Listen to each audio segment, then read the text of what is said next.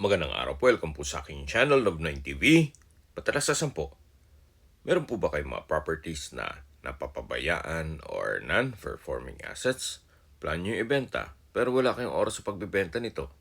Kung ito'y pagkakatiwala nyo po sa amin, tawag lang po kayo sa aking numero, usap po tayo, gawan ko po ng video for free.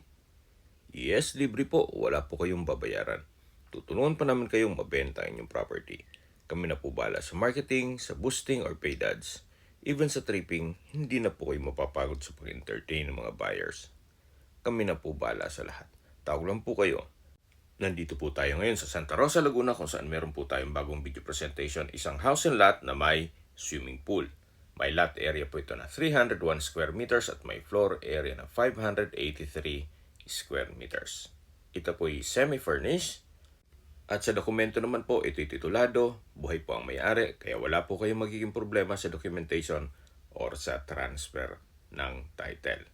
Nandito na po tayo sa loob ng bahay. Ito po yung living area o salas. Open concept lang po, kaya napakaliwalas. Lahat pong gamit na makikita nyo ay kasama po yan. Meron na rin po itong centralized aircon na 3-tonner at natural wall design. From floor to ceiling po yan. Then, double high ceiling na may chandelier. Meron pong floating staircase at glass walls and windows sa gilid nito.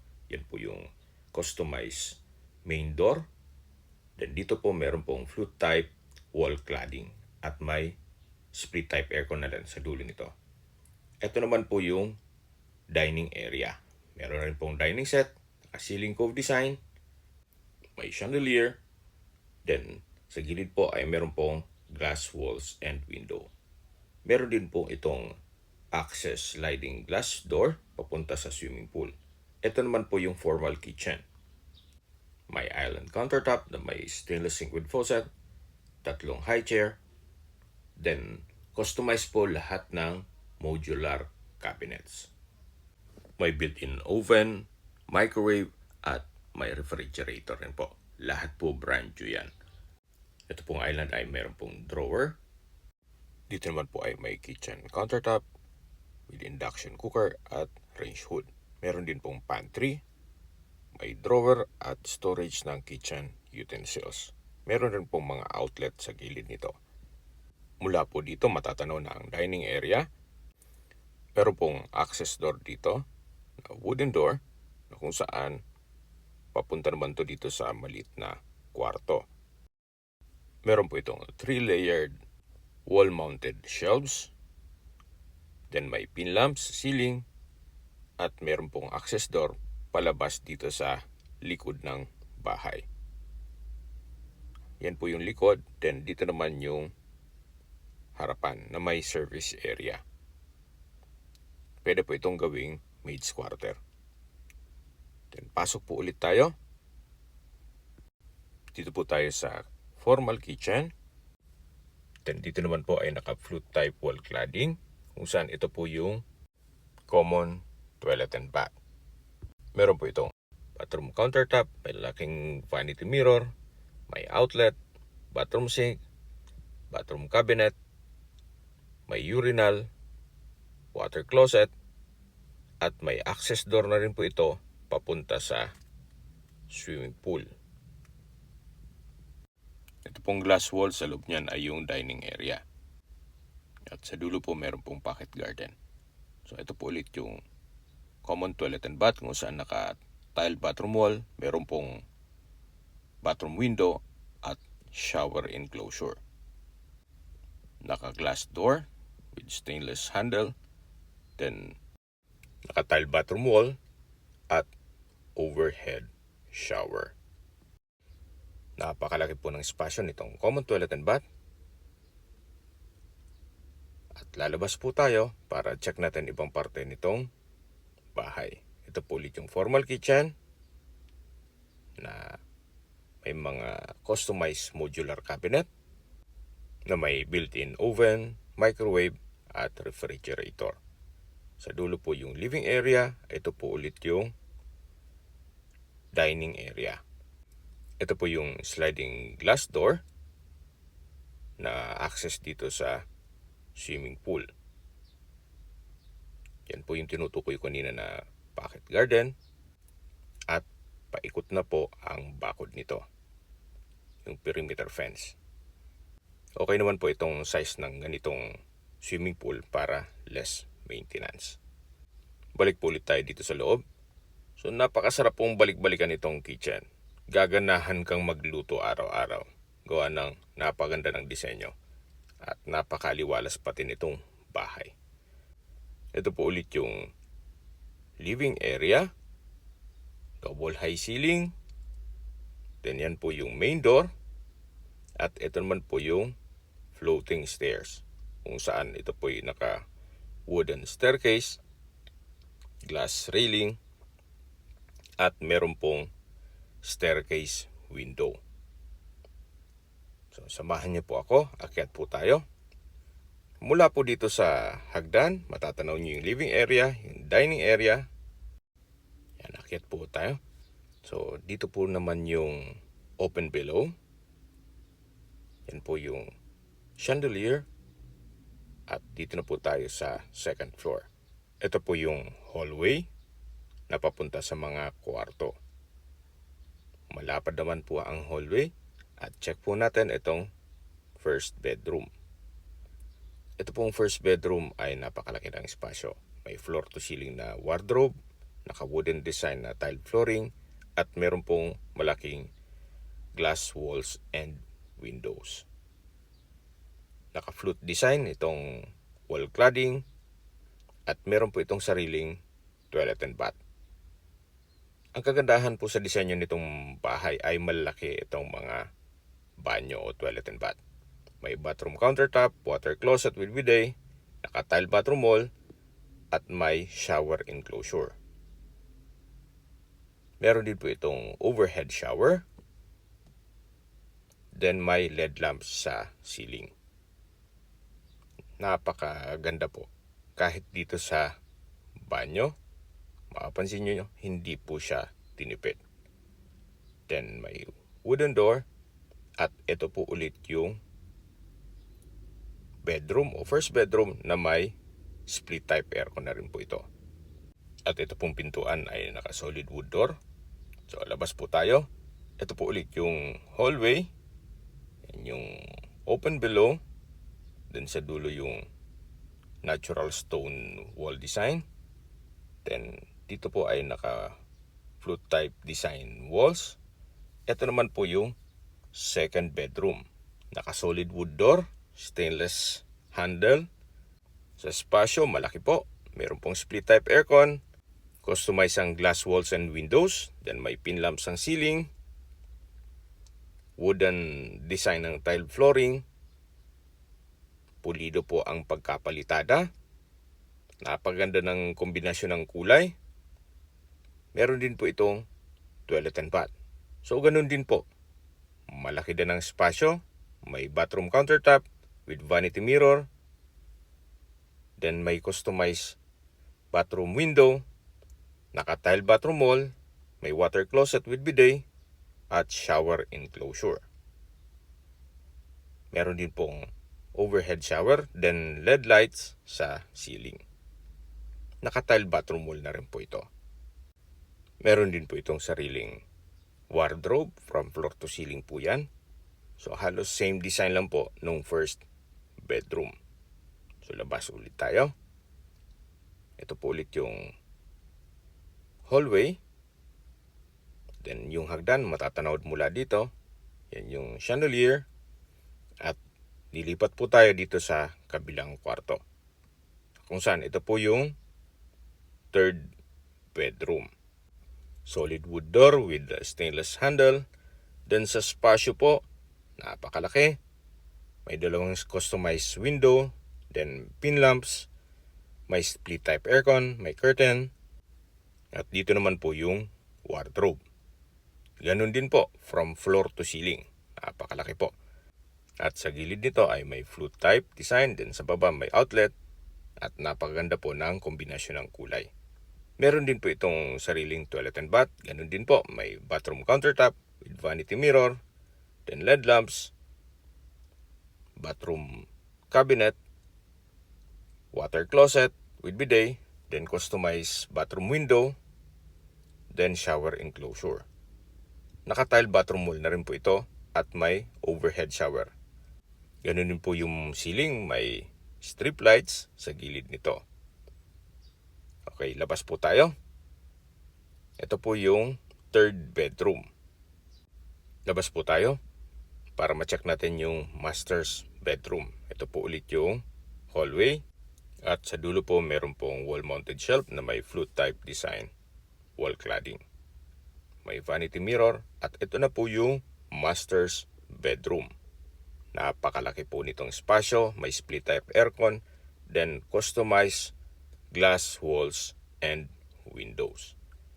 Then ceiling cove design, may pin lamps, then sa dulo ganun din po may flute type design na wall cladding at dito naman po yung drawer and dresser. May outlet, vanity mirror,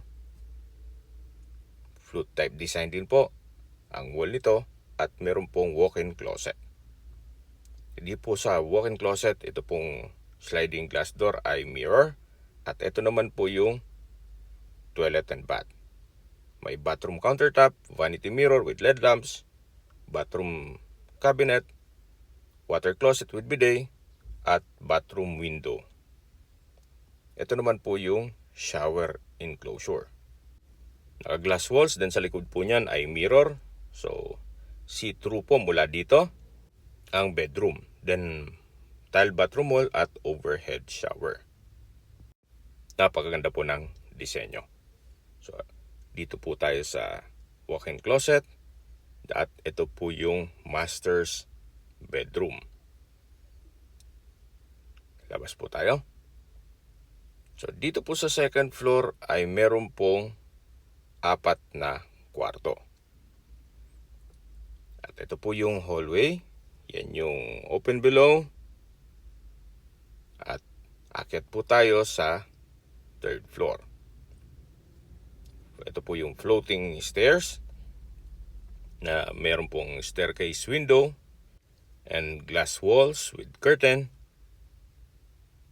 Ito po yung hagdan. Akyat po tayo. Samahan niyo po ako. Hanggang dito po, ito'y merong glass railing. Ito pong third floor ay napakalaki pa po ng espasyo. Kung may okasyon po kayo, pwede pong ganapin dito sa balkonahe o terrace. Ito naman po yung family room. Hanggang dito po sa taas ay naka-natural stone wall design. Then, glass walls dito sa side na to. Then, flute type design ng wall. Meron din po itong powder room. May bathroom countertop, water closet at naka-tiled bathroom wall. Dito naman po sa kabilang side ay meron pong stock room. So ito po yung sliding glass door. Ito po yung balkonahe o terrace kung saan napakalaki po ng espasyo. Naka-tile flooring, then itong ceiling naka-spandrel na may pin lamps. May faucet po sa gilid nito at yan po ang magiging kapitbahay nyo once na na-acquire nyo itong property. Yan po yung view mula dito sa dulo nitong balkonahe. Napakaaliwalas po, napakatahimik ng lugar, sariwang hangin at malamig po ang klima. Tungkol naman po sa security, meron pong 24 hours rowing guards dito sa subdivision. At complete na rin po ang amenities. Okay, sa mga nag-skip po ng video, summarize ko lang po. Ito pong property ay nasa Santa Rosa, Laguna, na malapit sa Nuvali, at may lot area na 301 square meters at may floor area na 583 square meters. Meron po itong 5 bedrooms, 7 toilet and bath, 2 car garage at may swimming pool. Ito po ay semi-furnished. Then naka-customize ang mga modular cabinet, may multi-purpose deck, at meron pong maids and drivers quarter. Mamaya po sa dulong parte ng video, ikutan natin yon. Then kung sakali man po na ma-acquire nyo ito, free na ang golf membership. Okay, sa distance, location at travel time portion na po tayo. Mula po sa Nuvali, kung saan kumpleto na po doon.